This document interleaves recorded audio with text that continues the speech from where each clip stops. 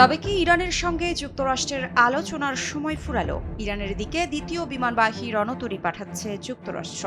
শুরু হচ্ছে কি নতুন যুদ্ধ? মধ্যপ্রাচ্যে এখন টান টান উত্তেজনা। যুক্তরাষ্ট্র এবার শক্তি দেখাচ্ছে দ্বিতীয় এয়ারক্রাফট ক্যারিয়ার দিয়ে। ট্রাম্পের সতর্কবার্তা ইরানের কাছে স্পষ্ট, আলোচনার সময় শেষ, এখন শক্তি প্রদর্শনের পালা। তবে কি ফের শুরু হতে যাচ্ছে ইরান যুক্তরাষ্ট্র যুদ্ধ? সংবাদ মাধ্যম ইরান ইন্টারন্যাশনালের বরাতে জানা যায়, ইউএসএস জেরাল্ড আর ফোর্ড এবং এর সহকারী জাহাজগুলো ইরানের উদ্দেশ্যে রওনা দেবে, যা আবারও প্রমাণ করে মধ্যপ্রাচ্যে যুক্তরাষ্ট্রের সামরিক উপস্থিতি উল্লেখযোগ্যভাবে বৃদ্ধি করা হচ্ছে।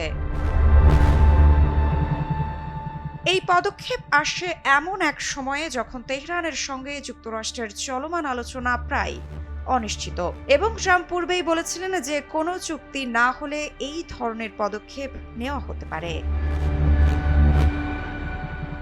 বিশ্লেষকরা বলছেন, দ্বিতীয় ক্যারিয়ার স্ট্রাইক গ্রুপের মোতায়েন শুধু ইরানকেই নয়, আঞ্চলিক মিত্র ও প্রতিদ্বন্দ্বীদের বার্তাও দিচ্ছে যে যুক্তরাষ্ট্র জরুরি পরিস্থিতিতে পদক্ষেপ নিতে প্রস্তুত। ক্যারিয়ারগুলো নজরদারি, শক্তি প্রদর্শন এবং দ্রুত প্রতিক্রিয়ার ক্ষমতা বাড়ায়, যা কোনো হুমকি চিহ্নিত বা মোকাবিলায় গুরুত্বপূর্ণ।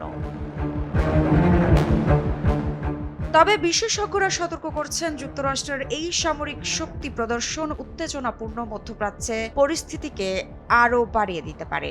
তেহরান এ ধরনের পদক্ষেপের জবাবে নৌসামরিক কৌশল, কূটনৈতিক প্রতিরোধ বা শক্তি প্রদর্শন করতে পারে। ছোট হিসাবের ভুলও বড় ঝুঁকি তৈরি করতে পারে। আমি ভরসা রাখি হিরন স্মার্ট ওয়াটার পিউরিফায়ারে। ওয়াশিংটনের দৃষ্টিকোণ থেকে এই পদক্ষেপ ইরানকে আলোচনায় ফিরিয়ে আনার জন্য চাপ সৃষ্টির অংশ।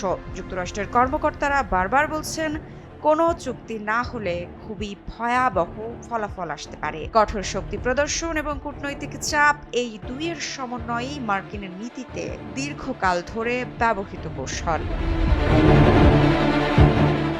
মৃত্তিকা সিনহা বিশ্বাস, নিউজ 24।